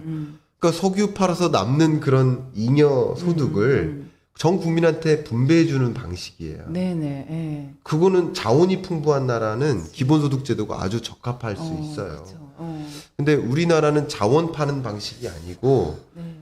소위 모든 국민한테 돈을 걷어서 또 모든 국민에게 월급을 주자 이런 방식이니까 네네. 이게 타당할까? 물론 소득 재분배 효과는 있어요.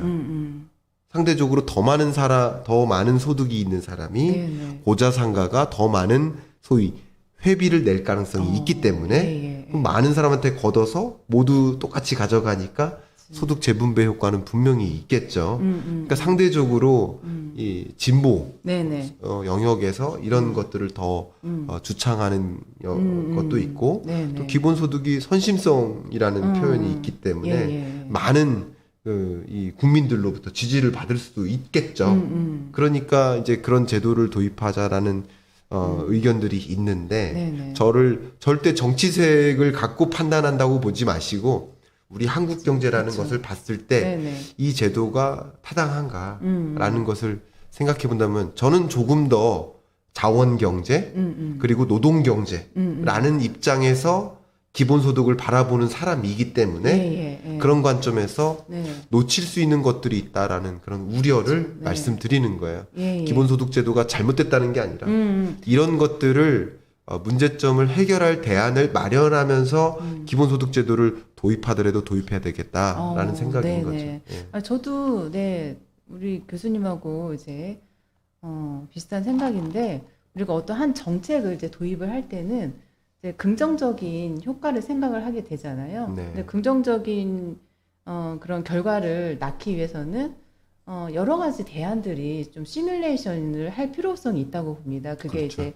단순히 막 표를 막 많이 얻기 위해서 정책을 도입한다 이것보다는 정말 이 어떤 정책을 도입을 했을 때 정말 필요한 사람들에게 그 정책이 실효성이 있게끔 만드는 게 저는 가장 중요하다고 봅니다. 그래서 기본 소득 제도가 우리 사회가 몇 년 전부터 계속 이슈가 되고 있는데 사실 네. 제가 봤을 때는 그렇다고 해서 이 기본소득제를 어떤 정책 테이블에 올려놓고 아주 심도 있는 토론을 하지는 않은 것 같아요. 제가 봤을 때는 그냥 네. 이렇게 아름아름 그 관심 있는 사람들이 뭐 연구하거나 뭐 토론하거나 그런 정도만 있었지 정말 이렇게 정책 테이블에 올려놓고 정말 아주 심도 있고 치열하게 토론하고 이걸 도입을 한다면 어떤 대안들이 필요한지 예. 뭐 등등 예. 좀 그런 과정들이 사실 좀 필요하겠다는 네. 생각이 생각이 들고 저는 우리 교수님 말씀 중에서 가장 중요한 부분이 그런 것 같아요. 사실 대기업에 다니는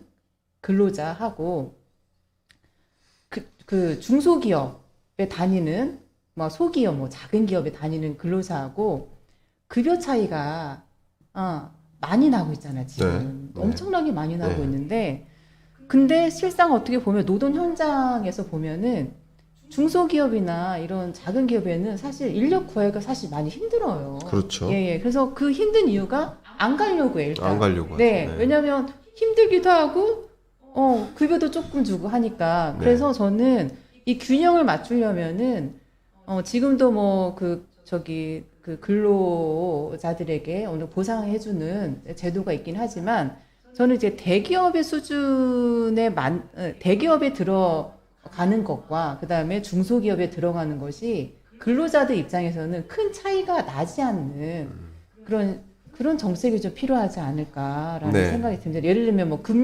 은행에서 대출을 받을 때 대기업에 다니는 직원들은 굉장히 쉽게 대출을 받잖아요. 네. 아주 작은 이율로. 네. 근데 중소기업에 다니는 근로자들은 그게 쉽지가 않단 말이에요. 그래서 네. 그런 것들을 좀 정책을 통해서 좀 조정을 해주는 것들이 좀 필요하지 않겠나라는 생각이 듭니다. 예를 들면 네. 또 노동 현장에서 네. 근로자들이 네. 산재를 해서 많이 또 죽기도 하고 하잖아요. 네, 그래서 네. 그런 것 환경들을 개선하거나 그런 게 필요하지 않을까 네. 생각이 들어요. 예, 네. 좋은 제안이시네요. 그렇죠. 예. 네. 아니 원래 이웃사촌에서 이렇게 어려운 방송 안 하는데. 아니 질문을 그렇게 하셨잖아요. 이웃한테 왜 그러세요? 질문을. 제가 이웃을 데려다 놓고 지금 너무 네. 네. 어려운 질문을 던져서 너무 죄송합니다. 네. 네.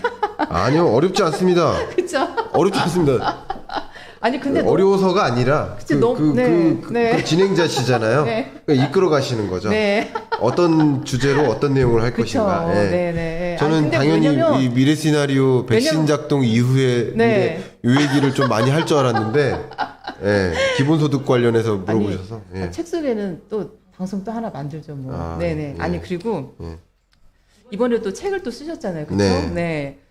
포스트 코로나 2021년 경제 전망도 네. 쓰셨고 그다음에 시나리오. 저 책 제목이 뭐더라? 미래 시나리오 2021 미래 이죠? 시나리오 2021 네. 이렇게 내셨는데 음.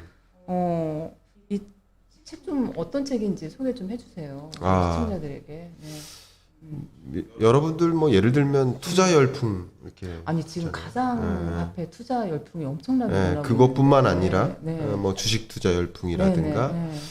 왜냐하면 이 코로나19라는 충격을 경험하면서 네. 그냥 열심히 살면 되는 게 아니구나.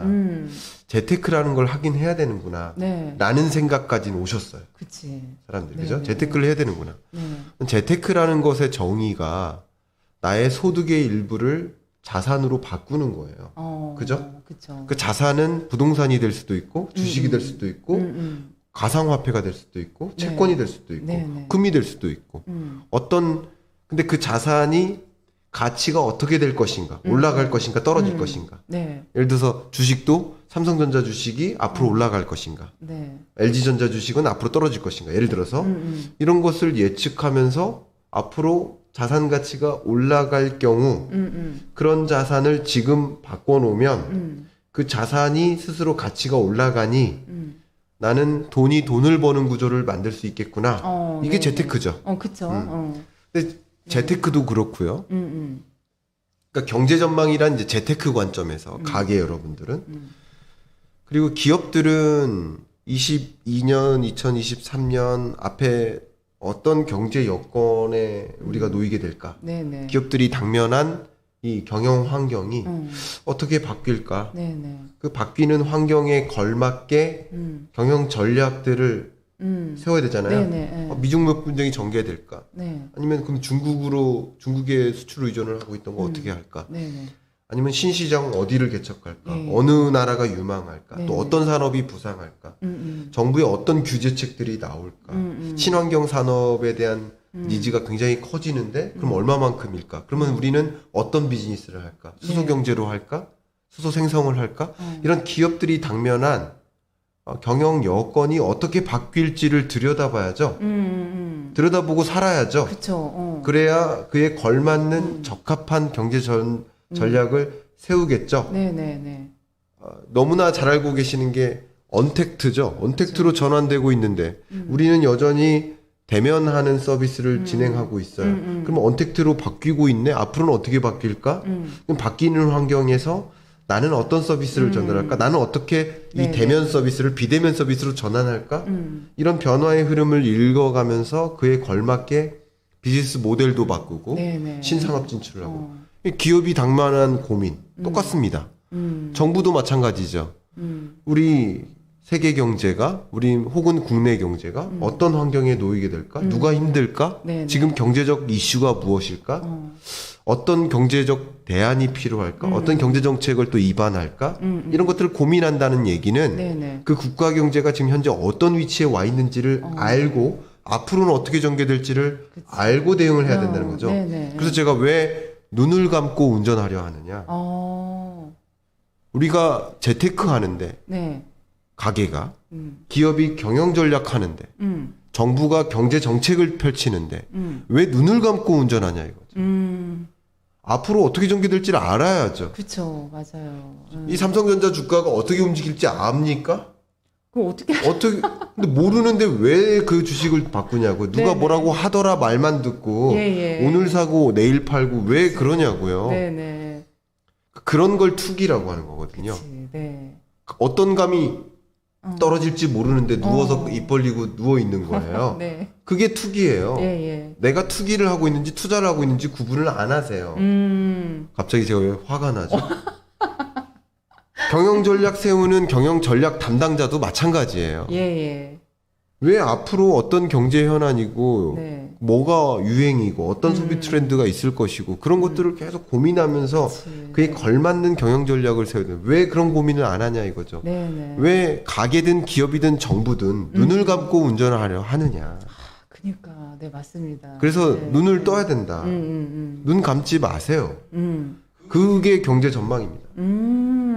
그게 경제 전망이고. 네네. 예. 그래서 이제 경제 전망서를 네. 이 경제 전망이라는 게 너무 딱딱하게 보이고 너무 어렵다고 생각하시고. 왜냐면 경제라는 그 단어 자체도 굉장히 어렵게 느껴지는. 네, 있죠, 그러니까 사실. 그 그쵸? 어렵지 않다. 재테크 이런 걸 굉장히 네. 귀가 쫄깃한데 경제하면 일단 어려워. 그러니까 너무 네. 그 이 투자 열풍이 네. 분 거는 저는 긍정적으로 제가 봤을 생각합니다만. 때 투자 열풍이 아니라 투기 열풍인가? 근데 이 투자가 네. 기반 없이 가는 거예요. 네. 그래서 너무 걱정돼요. 그니까. 저 어제 기준으로 네. 그 기사 네. 핫한 기사 하나가 그 포털 검색어로 네. 마포대교가 많이 올라갔대요. 마포대교가? 네, 그러니까 이게 네. 투기 열풍이 불어서 아, 성공한 사람도 있지만 아이고. 크게 실패한 사람도 많은 거예요. 그러니까 이 사회가 이렇게 가는 게 맞는가 저는 너무 걱정돼요. 그렇지, 맞습니다. 네, 물론 저는 이제 투자 관점에서 경제 전망을 말씀드리기보다는 네, 네, 경영 전략이나 경제 정책 관점에서 네, 이야기를 네. 많이 해드리는데 네. 투자 관점에서도 마찬가지죠. 그 그래. 기반이잖아요. 네, 맞아요. 네. 좀 전에 왜 눈을 감고 운전을 하느냐 이게 말씀하셨는데, 네. 우리 정부의 기획재정부나 정부에는 좀 어떻게 보세요? 지금 잘하고 있는 건지. 아, 제가 그런 약간은 그걸 이제 이야기를 할 수 있는데 네네. 예, 이웃 사촌이니까 아, 네. 제가 어. 뭐 칭찬할 수도 있죠. 아니, 왜냐면 우리 국민들은 대다수가 왜 홍남기 부총리 안 자르냐 이런 요청을 많이 하잖아요. 그러니까 칭찬할 수도 있고 네네. 비판할 수도 있는데 네네. 칭찬할 일도 있고 비판할 그쵸. 일도 있겠죠. 네. 근데 그렇게 말씀드리는 순간 야당 혹은 여당으로 생각을 하시는 정치적으로 생각을 하세요. 맞아. 그래서 우리나라 그게 참 예, 문제야. 제가 네. 어쨌든 정치 평론은 안 하니까 그치. 예, 네네. 경제 정책 그 과제 하나 가지고만 네. 그것에 대해서 기본소득에 네. 대해서 의견을 물어보시면 제가 답변 드릴 수 있는데 네네. 정부 그 자체에 대해서 네. 아니, 의견을 드리긴 좀 조심스러워요. 아니 사실은 우리 청년들이 사실 가상화폐라든지 이런 투자 많이 하잖아요. 네. 그리고 뭐 주식 열풍 불기도 하고 뭐 부동산 네. 영끌한다잖아요. 영끌해가지고 집 사고 이제 그런 상황들인데 지금 2030 세대가 가장 중요하게 생각하는 이슈가 우리 교수님 생각하는 뭐라고 생각하세요? 2030은 네. 돈이죠, 네. 돈. 돈. 네, 돈. 네. 다만 음. 지금의 베이비붐 세대가 20, 30대일 때도 돈이었을 거예요. 그쵸. 그때도 돈이지. 근데 지금 밀레니얼 세대가 20, 네. 30대일 때 밀레니얼 세대도 이제 계속 20, 30대일 수는 없잖아요. 나중에 네네. 40대, 50대가 그쵸. 될 거 아니에요. 네. 근데 이 세대는 상대적으로 음. 나름 이제 안정적으로 먹고 살 만한 사회에 태어나셔서 맞아. 그런가 음. 사실은 일을 안 해도 그리고 내가 노력을 안 해도 네. 먹고 사는 문제가 걱정이진 않아요. 네, 네. 그런 면에서 조금 더 일할 의사는 조금 부족해 보입니다. 우리 밀레니얼 세대를 제가 지적하거나 그런 건 아니지만 네네. 세대의 특성을 구분해 보면 그 세대의 특성이 그렇다라는 거예요. 예. 더군다나 중요한 게 일할 의사가 부족한데 여유 있게 살고 싶고 또 SNS 문화가 팽배되어 있기 때문에 네네. 그걸 이제 플렉스라고 하죠. 예. 보여주고 싶은 니즈는 그쵸. 굉장히 커요. 네네. 그러니까 적어도 SNS 상에서 네. 이걸 또 메타버스의 하나라고 볼 수 있습니다. 가상의 세계에서 나를 멋있게 포장해서 보여주고 싶은 그치. 니즈가 있어요. 편집해서 보여주고 싶은 그런 게. 그게 이제 플렉스죠. 예. 그러면 난 일은 안 하고 싶은데 어. 그런 모습을 보여주고 싶으면 어쨌든 돈이 있어야 되거든요. 네네. 명품 입고 싶고 그치, 네. 좋은 멋있는 폼나는 여행지 가서 오픈카 타고 그런 모습을 보여주고 싶은 거예요. 네네. 가상의 세계에서 그걸로써 대결을 하니까 서로 그게 경쟁이 붙는 거죠. 네. 그런 과정에서 어쨌든 일은 하고 싶지 않지만 네. 여유 있게 살고 싶기는 하죠. 그러다 보니까 그런 투자 열풍이 부은 거예요. 네네. 실제 더군다나 옆에서 누가 얼마 벌었다더라. 그러니까. 그런 이야기가 네. 더 자극이 돼서 그런 조금 투기 열풍이 분 것도 사실입니다. 예. 근데 그거 걱정되죠. 그리고 그러면 우리 사회에 참 어떤 갈등을 일으키는 요소 중에 하나죠. 그런 부분들이. 네. 그렇죠. 제가 예. 실제 네. 기업의 이제 경제 전망 네. 같은 주제로 강연을 많이 하는 편이잖아요. 네. 근데 얼마 전에 좀 재밌는 기획의 강연 요청을 받았어요. 그래요? 네, 어떤 그게 뭐냐면 네. 뭐 기업인 여러분 다 아실 만한 우리나라를 대표하는 기업 중에 하나인데 네. 그 그룹사에 한 직원이 네. 그런 식으로 투자를 해서 정말 많이 벌으셨나 봐요. 아, 그래요? 몇십억을 벌으셨나 봐요. 아, 진짜? 와. 네. 근데 그 사람이 네. 퇴직한 거죠. 어머, 사표 쓰고 나간 거죠. 그 언론에 막 우리 나오고 막 그러는데. 네, 실제 그런 일이 벌어진 거예요. 진짜? 네. 근데 그 벌고 나간 사람은 괜찮은데 네. 나가지 않은 벌지 못한 나머지 직원들이 상대적인 박탈감을 느끼고 네. 이게 분위기가 안 좋아진 거죠. 아, 그렇구나. 내 일을 해야 되나? 네네. 그러니까 나머지 사람들이 일할 의사가 이렇게 굉장히 축소되고 그치. 네. 내가 일하고 있는 게 맞나 상대적으로 네. 나도 투자해야 되는 거 아닌가? 그치, 빚내서 투자해야 되는 거 아니냐, 막 그런 조바심 같은 게 날 거 아니에요. 그래서 네. 이 인사팀의 목적은 네. 건전한 투자를 통해서 네네. 일을 해야 된다. 네. 그래서 이 근로의사 고치나 막 네네. 약간 이런 목적, 네네. 그 조직 문화, 네. 건전한 조직 문화 형성 예. 이게 목적이고. 다만 우회적으로 네. 그 강의의 주제는 네. 경제 전망과 건전한 잃지 않는 그런 건전한 투자 방법을 예. 조언하는 강연. 네네. 그랬구나. 이었어요. 네. 심지어 네. 이 강연은 네. 이 건전한 조직 문화 형성은 네. 그 직원만 들으면 안 되고 네. 그 가족이 같이 들어야 된다. 어머. 그래서 가족까지 초대. 가족까지? 네. 쉽게 말해서 그렇구나. 남자 직원이 있으면 네. 그 가족의 아내분도 같이 네네. 들을 수 있게. 그래요? 그렇게 편성을 해서 했었어요. 그런 경험을 최근에 했었어요. 실제로 기업에서 그런 사례들이 일어나니까. 조직 내부에서는 좀 술렁술렁하죠. 그럼요. 갑자기 옆에 직원이 갑자기 몇십억 벌었대. 그리고 사표 쓰고 나갔대. 그러면 그럼 난 뭐야? 그럴 거 아니에요. 상대적 발달감 때문에 조직 문화 자체가 이제 안 좋아지니까. 그러니까 실제 뉴스 나는 게 실제로 그렇게 있군요. 네. 예, 그래서 어쨌든 건전한 그런 조직 환경, 조직 문화 이런 것도 또 중요하니까. 그치. 자연스럽게 네, 그런 맞아요. 요청도 온 것 같습니다. 네. 아니 우리 이웃사촌 방송이 벌써 1시간이 지났는데, 네. 몇 가지 얘기 안 했는데 벌써 이렇게 시간이 지났네요. 그렇죠? 네, 30분 더 해도 됩니다. 그래요? 네. 자, 그러면은 다른 주제로 가셔도 좋습니다. 좋아요. 네.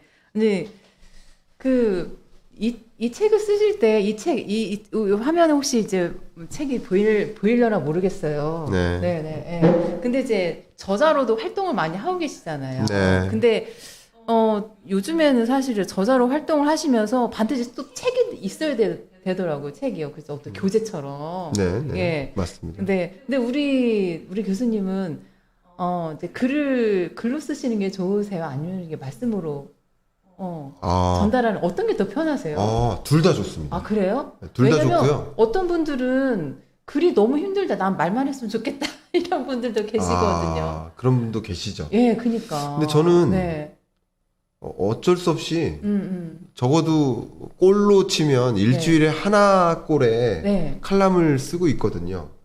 지금 그 신문 칼럼. 그렇죠. 신문 칼럼 같은 걸 쓰고 있거든요. 매일경제신문 칼럼이 대표적이죠. 네네. 저는 또 칼럼을요 한 면을 씁니다. 맞아, 엄청 많이 쓰더라고요. 빅픽처 칼럼이라고 해서 매경 검색해 보시면 나올 텐데요. 네네. 한 면을 씁니다. 그쵸. 맞아. 그러면 매주 한 편에 이게 A4로 기준으로 하면 한 10매 정도 됩니다. 맞아요. A4 그러니까 근데 이제 이 글을 쓰는 게 좋으니까 하는 거죠. 너무 대단하시다. 진짜. 네. 글도 좋고 강연도 좋아요. 그래요? 이렇게 인터뷰하는 것도 좋고요. 네네. 근데 이게 뭐냐면 조금 다르죠. 글을 쓸 때는요. 자기 검증의 시간이에요. 그리고 저 혼자만의 시간이에요. 그러니까 저 혼자 그 바다에 빠지는 느낌이에요. 너무 멋진 표현이다. 바다에 빠지는. 제가 정말 그 해군 출신이고. 해군 출신이요? 그래서 제가 네이비 컬러를 좋아합니다. 아니 너무 잘 어울리세요. 근데 여기 있는 마크가 지금 어쨌든 네이비 컬러입니다. 악어 마크. 그러게요. 악어 그래서 마크. 제가 알기로 이 옷 입으신 거를 지금 협찬 받으셨대요. 뭐 그런 얘기 굳이 안 하셔도 됩니다. 오해하십니다. 그래서 군대도 해군 나왔고. 해군 나오셨구나. 그리고 해군 병장 제대 했고요. 해군은 그러면은 바다에 항상 나가 있어요? 그럼요. 오, 진짜? 네. 정말 오, 네. 어디까지 나가요, 바다로? 영해요, 영해. 아, 영해. 영해권을 감시하는 거예요. 아. 그러니까 네. 군인들이 GOP가 네. 뭐 북방 한계선에 이렇게 한다. 네네. 우리도 북방 한계선이에요. 바다에서 38선에서 네네. 영해권, 그 일본, 중국 이렇게 예, 예. 3면. 네. 그래서 1함대가 동해, 2함대가 평택에 있는 그 예, 예. 서해, 네네. 3함대가 이 부산 쪽에 있는 남해. 네네. 작전사가 이제 있는 그렇게 진해 이렇게 있는데 그럼 주로 어디 계셨어요? 저는 동해시가 제 그래요? 부대였고요. 네. 천안함하고 똑같은 배를 탔어요. 저는 안동함이라고. 그래요? 예, 예. 오, 그렇구나. 예, 77이라는 네. PCC 그 함을 예. 탔는데 네. 그 GOP가 춥다고 뭐 네. 이렇게 하는데 그냥 그런 얘기 안 했으면 좋겠어요. 왜냐면 네. 우리도 같은 38선이에요. 네, 네. 그죠? 영해권이니까. 네, 그치, 네. 근데 GOP는 네. 땅에 서서 감시를 하잖아요. 총 들고. 그죠? 맞아. 네네. 우리는 배가 달려요. 달리는 배 위에서 2층, 3층에 있는 갑판 위에서 견시를 봅니다. 그럼 바닷바람이 장난 아니잖아요. 배가 달린다니까요. 웬일이야. 그러니까 그런 춥다는 얘기 안 했으면 좋겠어요. 네. 그거는 정말 꾀병이에요, 꾀병. 네, 전 자신 있게 얘기할 수 있어요. 네. 그 어떤 누구보다 그 추움을 경험한 사람들은요, 네. 해군이에요, 해군. 그렇구나. 정말 춥습니다. 그래. 배가 달리기 때문에. 진짜. 그리고 네. 그 달리는 배 위에서 네. 당직제가 삼직제거든요. 그러면 밤 12시부터 새벽 4시까지 네. 4시간을 그 갑판 위에서 달리는 배 위에서 네. 38선을 어. 1월 중순이라고 생각해 보십시오. 그 배가 달립니다. 웬일이야. 정말 춥습니다. 네. 정말 아니 여기 이게 살갗이 막 예, 예. 뜯어지는 거 아니에요? 그럼요. 그쵸? 당연히 예. 그렇고요. 네. 이렇게 있다가 조금 있으면 추워서 죽을 수도 있겠구나. 네. 그 라는 정도? 감정을 여러 번 느껴봤어요. 그랬구나. 예, 예. 네네. 배가 달리고요. 배가 달리는 게 자동차처럼 달리는 게 아니에요. 배가 이렇게 달립니다. 맞아. 그거 아세요? 그치. 그 그치. 멀미한 상태가 어느 정도냐면 네. 그 부대에 입대를 해서 그 배를 타잖아요. 네. 그럼 한 6개월 정도는 네. 멀미에 적응하는 시간이에요. 그래요? 그 멀미가 굉장히 심해요. 배멀미가 엄청 배멀미가 심한데. 어떤 상황이냐면 네.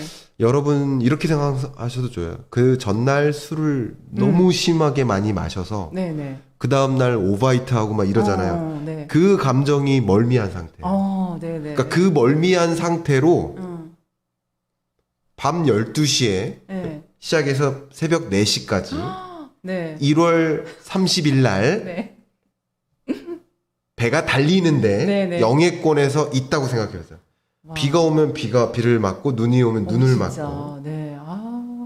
갑판 위에서 그러니까. 얼마나 춥겠어요. 네네. 근데 가끔 작전 명령이 떨어져요. 네네. 그럼 작전 명령 때는 자 보세요. 배가 이렇게 생겼으면 네. 갑판이 이제 2층 여기 조타실이 있어요. 네네. 옆에 갑판병이 견시를 봐야 되는데 네. 이쪽 우현 좌현 이렇게 합니다. 네네. 여기 한 명씩 배치가 돼요. 예. 근데 작전 시 때는 2명씩 배치가 돼요. 그래요? 네. 그럼 이게 무슨 말이 되냐면 네. 밤 12시부터 4시까지 보다가 네. 예를 들어서 새벽 4시에 작전 명령이 떨어져요. 네. 그러면 나는 연장 근무인 거예요. 어머, 어떡해. 와. 더 중요한 게 뭐냐면 네. 이 동코트라는 게 있어요. 해군들이 입는 동절기에 입는 코트가 있어요. 예. 그리고 방한복이라는 게 있어요. 네. 그걸 또 입는 건데 방한복이 한 벌씩이에요. 네. 그럼 지금까지 방한복 입고 새벽 4시까지 견시를 쓰다가 네. 작전 명령이 떨어지면 네. 2명이 되죠. 그러면 방한복이 부족하죠. 네네. 그러면 제가 이렇게 표현하고 싶은 건 아닌데 네. 저는 후임한테 방한복을 주는 게 맞다고 생각하는 사람이에요. 진짜? 생각이. 네네. 그래서 후임한테 줬는데 네. 그러면 6시간 연장될 때 새벽 4시, 5시 이쯤이 가장 추운 시점인데 네. 이러다가 추워서 죽을 진짜. 수도 있겠구나 진짜. 라는 감정을 느껴본 적이 있어요. 실제. 웬일이야. 네, 실제 그래요. 네네. 그리고 이렇게 추우면 육군들은 네. 다시 그 자대에 가서 네. 그 온돌방에서 몸을 다시 녹이면 되잖아요. 근데 해군은 온돌방이 없습니다. 침대가 철판이에요. 어머. 왜냐면 배는 모두 다 철이에요. 아, 왜냐면 맞다. 화재가 나면 안 그치, 되니까. 맞아. 배에서 계시니까. 그리고 이제 뭐 이제 장교들 자는 침대랑 음. 병들이 자는 침대랑 다른데 아마 뭐 이렇게 연애 프로그램에서 몇 번 나와서 아실 거예요. 네. 이 캔버스라고 하는데 이거를 이렇게 벽에 이렇게 붙여놔요. 쉽게 말하면 네네. 자 여기에 침대를 이게 침대예요. 침대를 네네. 붙여놔요. 예. 평상시에는. 네. 그래서 생활할 수 있게 해놓다가 네네. 침대를 이렇게 하는 거죠. 네네. 이렇게 할 수 있는 이 침대가 3개 있어요. 아. 그 낮은 네네. 이 위도 낮겠죠. 예, 이 예. 배는 컴팩트하게 지어졌어요. 그치. 네네. 그래서 모든 걸 다 해야 되니까. 그러니까 이게 고도도 높지 않은데 네. 3개가 있으면 이렇게 좁게 자야 돼요. 어머, 웬일이야. 근데 그런 네. 6시간 만약에 네. 전투 상황에 그렇게 하고 네. 그리고 거기 들어가서 좁혀 들어가서 자는데 네. 우리 해군 여러분들 들으시면 진짜. 다 동감하실 진짜 거예요. 다 고생하시네. 근데 그게 네. 그 추울 때 이렇게 몸이 이렇게 좁혀지잖아요. 너무 추우니까. 그니까. 근데 이게 펴야 되는데 녹여야 네. 되는데 녹일 새가 없어요. 그러니까 이 상태로 또 자는 거예요. 그러니까 몸이 되게 혹사당해요. 진짜. 네. 진심입니다. 아유, 우리. 갑자기 왜 해군 얘기를 했지? 네이비 컬러 얘기하다가. 그니까 진짜 네이비 컬러 얘기하다가 해군까지 해군하셨군요. 예, 네네. 해군 해군 제대 나오셨구나. 했죠. 네. 어쨌든 아까 요거 뭐 그쵸, 때문에 네네. 보셨죠? 예. 아니 이번에 책 나온 거 예, 미래 예. 시나리오 2021. 네. 그래서 앞으로 우리 한국 경제가 어떻게 될 거라고 전망하시는지. 네. 지금부터 뭘 준비를 해야 되는지. 예, 네네. 그냥 한 가지 이제 단적인 얘기를 좀 드린다면 네네. 2020년을 포스트 코로나라고 불렀죠, 이름을. 네, 그렇죠. 예. 네. 역사적으로도 먼 미래에도 2020년을 떠올리면 포스트 코로나 시대. 그렇죠? 근데 2021년을 또 뭐라고 명명할까요? 네. 그건 포스트 백신입니다. 포스트 백신. 영어로 이제 포스트 백신 뭐 이래야 되겠죠. 어쨌든 예, 포스트 예. 백신 시대인 거예요. 네. 왜냐하면 코로나19로 인한 네. 그 충격이 상처가 막 났다면 네. 다시 아물어지는 게 백신인 거예요. 그쵸. 오늘 이 촬영일 기준으로 백신 보급률이 20%입니다. 네. 우리나라가. 그쵸. 우리나라가. 그리고 6월, 7월 달 20%에서 30, 40 올라가요. 네. 그러니까 이제 확진자가 줄 것으로 예견이 되죠. 누구나 다 그렇게 전망하죠. 그 사회적 거리두기도 완화되고. 그럼 백신 보급 이후에 코로나19 충격이 있었는데 네. 다시 제자리로 돌아가겠죠. 물론 다시 제자리로 돌아가지 못하는 네. 구조적 변화도 있습니다. 그렇죠. 앞에 키오스크 얘기를 잠깐 하셨는데 네. 많은 자영업자들이 혹은 프랜차이즈 업계가 키오스크를 도입했단 말이에요. 네. 그럼 키오스크를 도입했다는 얘기는 알바생을 잘랐다는 뜻이죠. 예. 그러면 코로나19 끝나면 네. 종식이 되면 네. 다시 알바생을 고용하고 키오스크를 없앨 것이냐? 그건 아니죠. 그렇죠. 그건 아니죠. 그럼 그 체제로 계속 가는 거예요. 이제 그런 것을 구조적 변화, 예. 기조 자체의 변화, 그치. 예. 네. 구조적 변화라고 할 수 있어요. 그런 건 계속 갈 수 있겠죠. 그러나 다시 제자리로 돌아가는 변화될 수 있을 거예요. 여러분 그런 것들 좀 구분하시면 좋겠어요. 네. 예, 그런 포인트를 많이 강조했고요. 이 책에서. 그럼요. 예. 그래서 꼭 읽어봐야 되겠네요. 그죠? 필요하시다면 네, 보시면 필독서. 좋겠고요. 네. 그래서 어떤 것들이 다시 제자리로 돌아갈까. 그리고 그런 관점에서 얼마 전에 한 출판사에서 그런 네. 책 제안을 주셨는데 네. 다시 오프라인이라는 책 다시 주제를 오프라인? 예, 네네. 라는 책 주제를 또 얘기를 하시더라고요. 근데 제가 시간이 도저히 그걸 이제 쓸 만한 시간이 안 돼서 예. 조금 거절은 했는데 다시 오프라인 그 좀 흥미로운 주제이긴 한데 왜냐면 어느 부분이 다시 오프라인으로 돌아갈 수가 있을 그렇죠. 것인지 네. 예. 왜냐하면 온라인을 했을 때 또 익숙해진 사람들이 네. 왜냐면 요즘에 대학생들이요 오프라인 수업을 또 싫어한대요.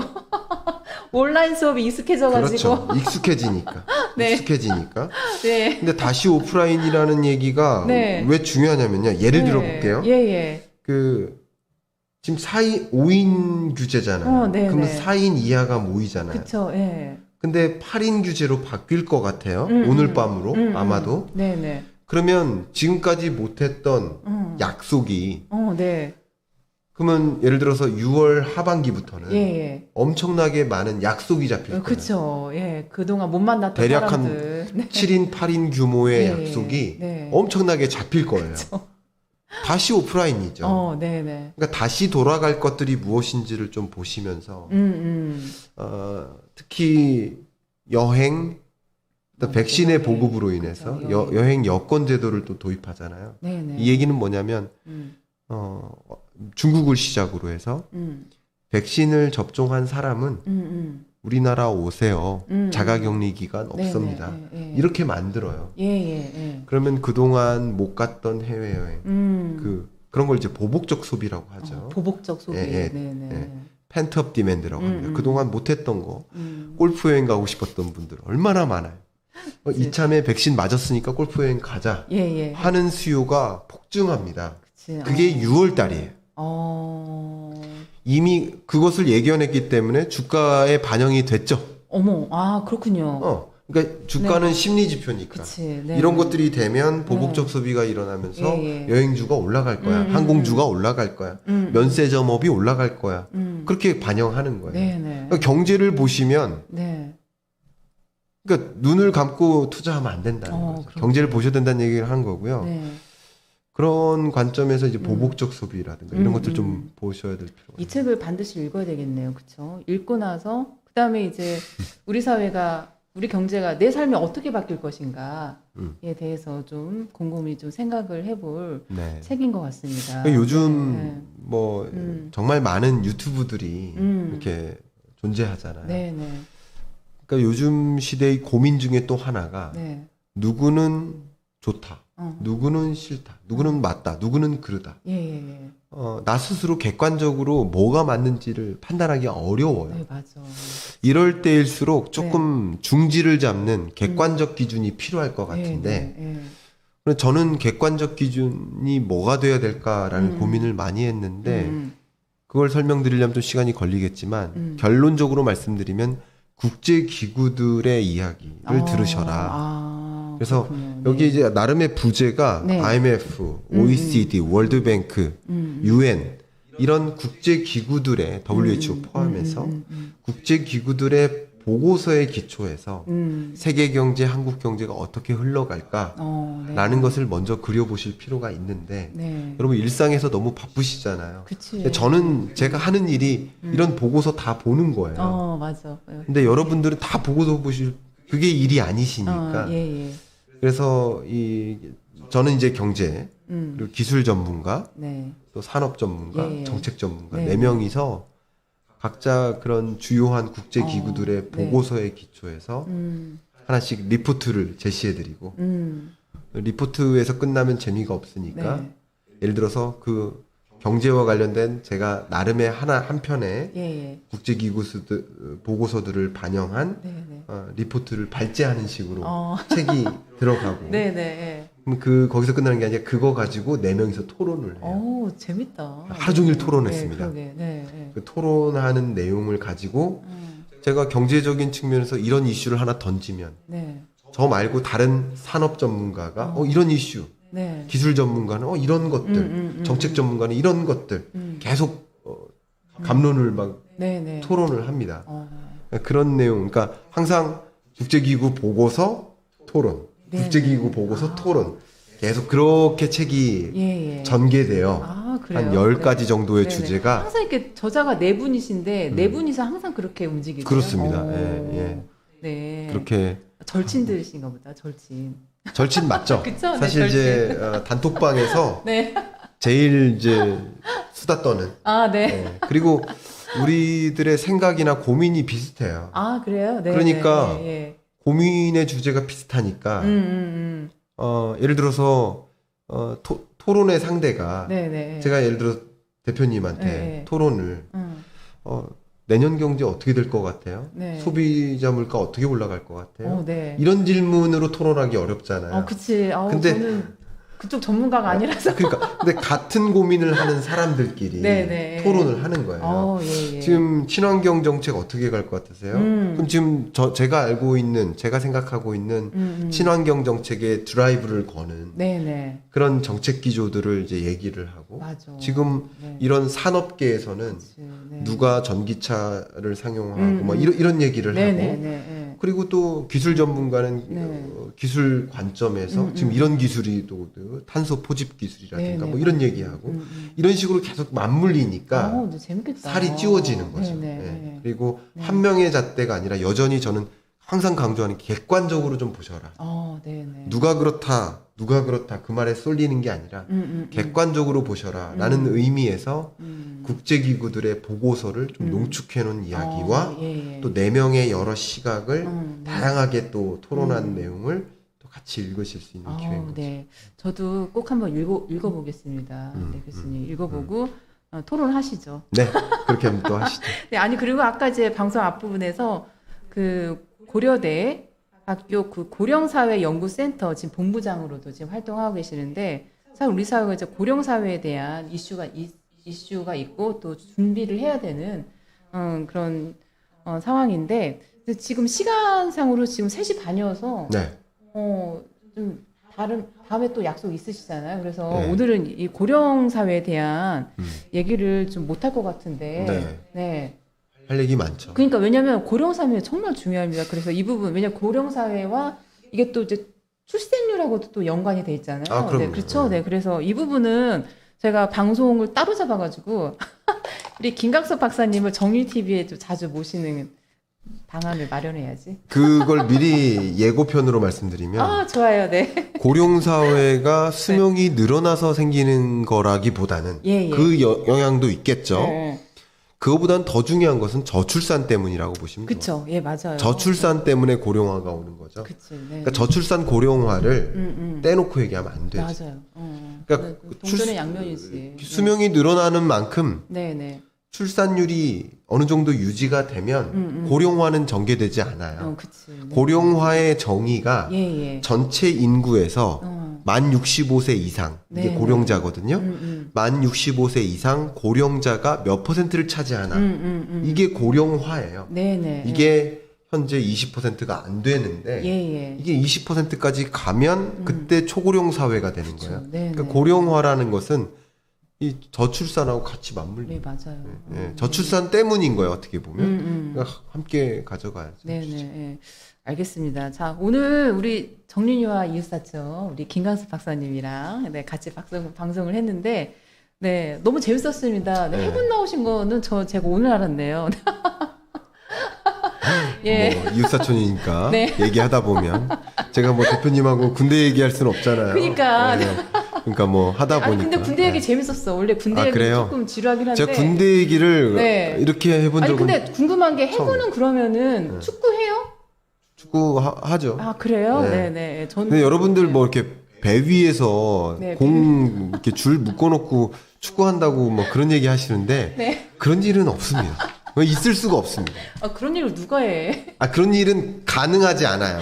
배 위에 이렇게 묶어놓고, 줄로 묶어놓고, 사람을 묶어놓고. 공을 축구하는데? 줄로 공을. 묶어놓고 뭐 한다 그러는데 네. 그러면요. 재밌다. 네. 사람 죽어요. 그치. 그럼 공이 얼마나 세게 달려오겠어. 아니 가판에 떨어지면 뇌진탕이고요. 그니까. 물 네. 밖으로 떨어지면 또 죽기 때문에 그치. 절대 그런 일은 없습니다. 그리고 기본적으로 설사 그런 게 있다 하더라도 네네. 시도를 한다 아니, 하더라도 그럼 해군은 어디서 축구해, 그러면? 한다 하더라도 네. 그걸 하는 병은 완전히 기아 빠진 병이죠. 그치. 맞아. 그러니까 그런 일 없어요. 낚시하고 이런 일은 낚시. 없어요. 없어요. 그건 너무 기아 빠진 거예요. 해군은 예. 어디서 축구하냐? 축구장에서 하는 거죠. 그래요? 배 밖에서 하는 거예요. 배 밖에? 네. 네. 알겠습니다. 축구장 같은 그런 경기장 같은 게 있으니까 네. 거기서 농구도 하고 네. 하죠. 예. 그래. 오늘 우리 김강수 박사님 오랜만에 만나서 거의 1년 만에 만나는데 네. 오랜만에 만나다 보니까 하고 싶은 이야기가 너무 많네요. 네. 그래서 우리 정리TV에 네, 자주 모시고 이런저런 방송을 하도록 하죠. 그렇게 하겠습니다. 네네. 예. 그럼 오늘 어떠셨어요? 정리 TV에 나오셔서? 아, 재밌었습니다. 네. 기본적으로 여기 스튜디오가 너무 마음에 들고 아, 그래요? 네. 조명도 예쁘고 예. 원래 못생겼는데 되게 잘생기게. 아니, 왜? 아니, 예. 근데 어디서 운동하고 오신 것 같아, 지금. 여기 방송하고 오시기 전에. 네. 전에 운동한 건 아닌데 어제 했죠. 아, 어제? 네, 네. 네. 열심히 운동하고 네. 오신 것 같아. 약간 까무잡잡 예.